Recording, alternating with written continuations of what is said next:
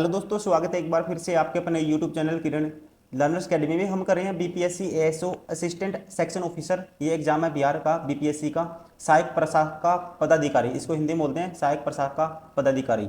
इस एग्जाम के लिए हम कर रहे थे मॉडल प्रैक्टिस सेट, और सेट नंबर हमने 3 तो कंप्लीट कर लिए थे, लेकिन सेट नंबर 4 का हमने पार्ट 1 किया था। अभी इस वीडियो में स्टार्ट करेंगे सेट नंबर 4 का पार्ट 2। ये क्वेश्चन नंबर है 26 से लेके 50 तक इसमें कवर करेंगे। आपका जो एग्जाम पैटर्न होता है इसमें 50 क्वेश्चन जनरल अवेयरनेस के आते हैं, 50 क्वेश्चन साइंस और मैथ्स के आते हैं, और 50 क्वेश्चन आते हैं रीजनिंग के प्रारंभिक परीक्षा में। तो चलिए स्टार्ट करते हैं इसका ये पार्ट 2 क्वेश्चन नंबर 26। एक सेकंड।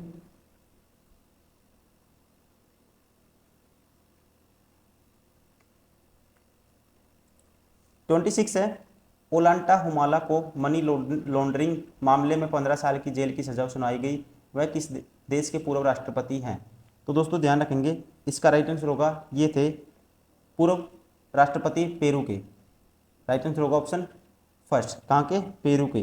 पेरू के जो पूर्व राष्ट्रपति ओलांटा हुमाला को मनी लॉन्ड्रिंग मामले में 15 साल की क्या सजा सुनाई गई थी। आपको ये ध्यान रखना है, option first is correct. Question number 27, निम्नलिखित में से किस अधिनियम को निपटान बंदोबस्त के अधिनियम के रूप में जाना जाता है? तो इसे अधिनियम को कहते हैं, राइट आंसर होगा ऑप्शन 4 1781 का संशोधित अधिनियम। Option 4 is correct. क्या है दोस्तों? ये 1781 का संशोधित अधिनियम। क्वेश्चन नंबर 28, व्यापार और विकास पर संयुक्त राष्ट्र सम्मेलन UNCTAD की नवीनतम रिपोर्ट के अनुसार भारत 2025 में कितने विकास दर के साथ सबसे तेजी से बढ़ने वाली प्रमुख अर्थव्यवस्था होगी? तो इसका राइट आंसर होगा, ये रेट है, राइट आंसर होगा option second 6.5%। Question number 29, Bharat के संविधान की डैश अनुसूची में असम, मेघालय, त्रिपुरा और मिजोरम राज्यों में जनजातीय क्षेत्रों के प्रशासन के संबंध में प्रावधान है। तो ये अनुसूची है, राइट आंसर होगा इसका ऑप्शन थर्ड छठी अनुसूची। क्वेश्चन नंबर 30, किस बिहारी नेता की अध्यक्षता में भारतीय राष्ट्रीय कांग्रेस का एक विशेष अधिवेशन अगस्त 1918 में बंबई में हुआ था? तो दोस्तों ये हुआ था, राइट आंसर होगा इसका ऑप्शन फर्स्ट सैयद हसन इमाम की अध्यक्षता में। क्वेश्चन नंबर 31, भारत के संविधान का कौन सा अनुच्छेद राष्ट्रीय महत्व के स्मारकों और स्थानों और वस्तुओं की सुरक्षा से संबंधित है? तो ये अनुच्छेद है, ये है article 49। Option third is correct. Question number 32, 26/11 का वह आरोपी कौन है जिसकी भारत का प्रत्यारोपण रोकने की याचिका को अमेरिकी सुप्रीम कोर्ट ने खारिज कर दिया है? दोस्तों पता ही होगा, मोस्ट फेमस क्वेश्चन है, ठीक है, बार बार ये न्यूज में आया था, Taimur Rana. Option third is correct. Question number 33, Mahatma Gandhi के लिए डैश भारतीय मानवता की एकता, इसकी आर्थिक स्वतंत्रता और समानता का प्रतीक था? महात्मा गांधी के लिए तो यहाँ पे जो राइट आंसर होगा ये था khadi. Option first is right. Question number 34, इनमें से कौन सा भारत में बैंकिंग क्षेत्र में महत्वपूर्ण सुधारों में से एक नहीं है? ठीक है, बैंकिंग में महत्वपूर्ण जो सुधार है, रिफॉर्म, उनमें से एक नहीं है, वो आपको बताना है। पहला है घटी हुई CRR और SLR। दोस्तों महत्वपूर्ण है ये दोनों की दो रेट, ठीक है। ब्याज दर का विनियमन ये भी है, नई पीढ़ी बैंक ये भी है, लेकिन वर्धित SLR इसमें नहीं आएगा, राइट आंसर होगा इसका ऑप्शन 4। क्वेश्चन नंबर 35, जनवरी 1858 में कैनिंग डैश तक चले गए और दिल्ली डिवीजन को छोड़कर उत्तरी पश्चिमी प्रांत का गठन किया? तो ये चले गए थे, राइट आंसर होगा ऑप्शन सेकंड इलाहाबाद तक, ठीक है, वर्तमान में प्रयागराज। क्वेश्चन नंबर 36, भारतीय राष्ट्रवाद के पहले या प्रारंभिक चरण को डैश 1885-1905 भी कहा जाता है? ठीक है, तो भारतीय राष्ट्रवाद के पहले प्रारंभिक चरण को कहा जाता है, राइट आंसर होगा इसका ऑप्शन थर्ड मध्यम, ठीक है, बी कहा जाता है।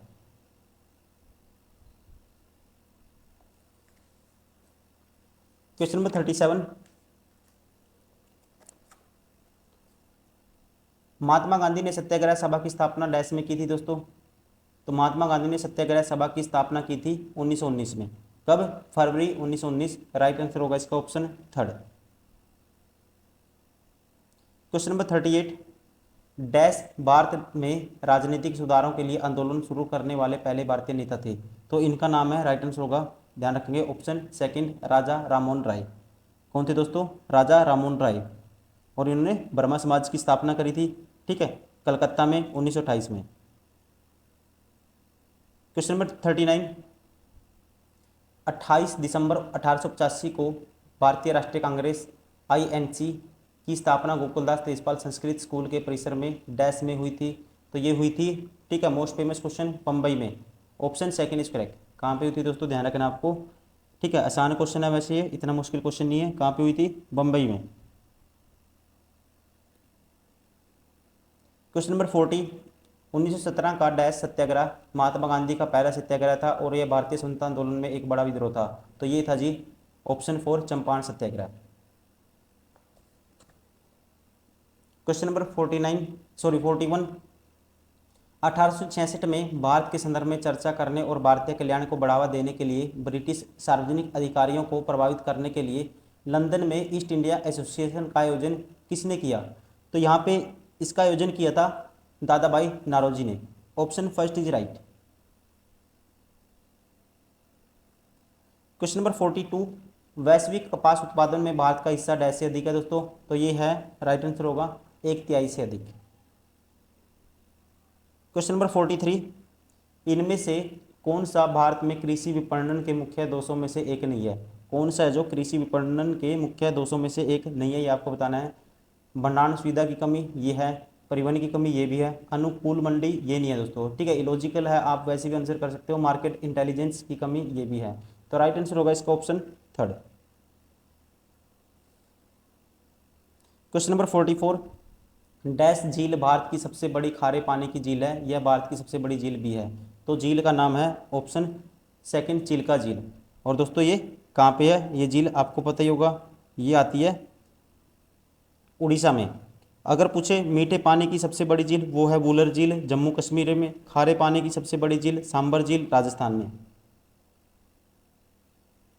क्वेश्चन नंबर 45, डैश मिट्टी भारत में सर्वाधिक मात्रा में पाई जाती है। दोस्तों भारत में सर्वाधिक मात्रा में पाई जाती है जलोढ़ मिट्टी। Option third is correct. Question number 46, किस शहर को स्टील सिटी ऑफ इंडिया के नाम से जाना जाता है। स्टील सिटी ऑफ इंडिया कहते हैं, राइट आंसर होगा इसका ऑप्शन 4 जमशेदपुर को। किसे कहते हैं दोस्तों, जमशेदपुर को क्या कहते हैं, steel city of India.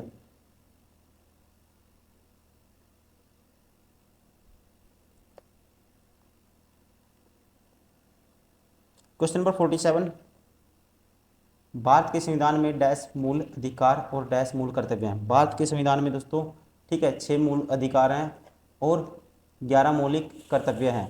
Right answer होगा इसका ऑप्शन फर्स्ट। क्वेश्चन नंबर 48, इनमें से कौन सी नदी भारत में पश्चिमी दिशा में बहती नदी नहीं है। कौन सी नदी है जो पश्चिम दिशा में नहीं बहती है, ठीक है, वो आपको बताना है। तो राइट आंसर होगा इसका, ध्यान रखेंगे, नर्मदा है, साबरमती, लुणी सारी हैं, लेकिन दोस्तों कृष्णा नदी नहीं है, ठीक है। कृष्णा नदी भारत में पश्चिम दिशा में नहीं बहती, ध्यान रखेंगे। प्रायद्वीपीय भारत की सबसे बड़ी नदी गोदावरी है, ये भी आप ध्यान रखेंगे। पंचगंगा जिसे बोलते हैं इसमें आएंगी, जैसे दूधगंगा, कृष्णा नदी, ठीक है, ये क्या है, आपस में सहायक नदी है, पंचगंगा और दूधगंगा किसकी, कृष्णा की। नर्मदा नदी दक्षिण भारत के पठारी प्रदेशों को 2 भागों में विभाजित करती है। नर्मदा और ताप्ती प्रायद्वीपीय नदियाँ डेल्टा का निर्माण भी कर, ठीक है, डेल्टा का निर्माण नहीं करती हैं। राइट आंसर होगा इसका, ठीक है। कौन सी नहीं बहती पश्चिम में, ये आपको याद करना है क्वेश्चन। भारत में पश्चिम दिशा में बहती नदी नहीं है, तो ये है कृष्णा नदी। राइट आंसर होगा ऑप्शन 4। क्वेश्चन नंबर 49, ब्राजील के फोस डो इगुआकू में आयोजित विश्व मुक्केबाजी कप 2025 में पुरुषों के 70 किलोग्राम वर्ग में किसने स्वर्ण पदक जीता है। करंट अफेयर का क्वेश्चन है, ठीक है, तो ये जीता है, इनका नाम है, राइट आंसर होगा ऑप्शन 4 हितेश गुलिया। किन्होंने जीता है दोस्तों, हितेश गुलिया ने। क्वेश्चन नंबर 50, भारत का संविधान सभा द्वारा डैश अपनाया गया था और 26 जनवरी 1950 को लागू हुआ था। तो राइट आंसर होगा भारत का संविधान सभा द्वारा दोस्तों 26 नवंबर 1949 को क्या किया गया था, इसको अपनाया गया था और 26 जनवरी 1950 को इसको लागू किया गया था। तो राइट आंसर होगा इसका ऑप्शन थर्ड। दोस्तों ये था इसका second part, BPSC ASO assistant section officer. इसके लिए हम मॉडल प्रैक्टिस सेट सोल्व करे थे और ये था सेट नंबर 4 का पार्ट सेकंड। नेक्स्ट वीडियो में करेंगे इसका पार्ट 3, उसमें रहेगी साइंस। फिर उससे नेक्स्ट वीडियो में करेंगे इसका पार्ट 4, उसमें रहेगा मैथ्स। फिर उसकी जो नेक्स्ट वीडियो होंगी तो उनमें रहेगी रीजनिंग। तो दोस्तों अगर आप एसएससी की तैयारी भी करते हो, ये हमारी बुक आती है किन पब्लिकेशन की मोस्ट इंपॉर्टेंट बुक है, सारी की सारी आपके जितने भी क्वेश्चन एसएससी ने आज तक पूछे हैं सारे क्वेश्चन इनमें आपको मिल जाएंगे, कवर हो जाएंगे। साथ ही साथ हर क्वेश्चन की एक बेस्ट अप्रोच दी गई है, शॉर्ट में आपको एग्जाम में कैसे सोल्व करना है, और डिटेल भी दिया हुआ है, जैसे कि जो फ्रेशर स्टूडेंट होते हैं उनके लिए वो अप्रोच भी है कि वो क्वेश्चन को समझ सकते हैं। साथ ही साथ एआई इनेबल्ड बुक है, आप अपनी क्वेश्चन सोल्व करने की, आपको पता है टाइम मैनेजमेंट आजकल हर एग्जाम के लिए बहुत जरूरी है, आप टाइम मैनेजमेंट भी सीख सकते हो बुक से। एआई का फीचर का यूज़ कर सकते हो, आप क्वेश्चन सोल्व करने की अपनी स्पीड बढ़ा सकते हो, सेम टाइप के क्वेश्चन क्रिएट कर सकते हो, आपको कोई क्वेश्चन बार बार गलत हो जाता है आप खुद से वो क्वेश्चन क्रिएट करके आप वो लगा सकते हो, वो कॉन्सेप्ट आपका अच्छे से कवर हो जाएगा, आपका क्वेश्चन बार बार गलत नहीं होगा। साथ ही साथ हर बुक में स्क्रैच कोड है, स्क्रैच कोड का यूज़ करके आपको टेस्ट सीरीज भी परचेज करने की जरूरत नहीं है, आपको बस skinprepare.com वेबसाइट पे जाना है, वहाँ पे अपना स्क्रैच कोड यूज़ करना है और आपके पास इंटरफेस ओपन हो जाएगा, आप हर टाइप के वहाँ पे प्रैक्टिस कर सकते हो, टेस्ट लगा सकते हो हर चैप्टर के, हर सब्जेक्ट के।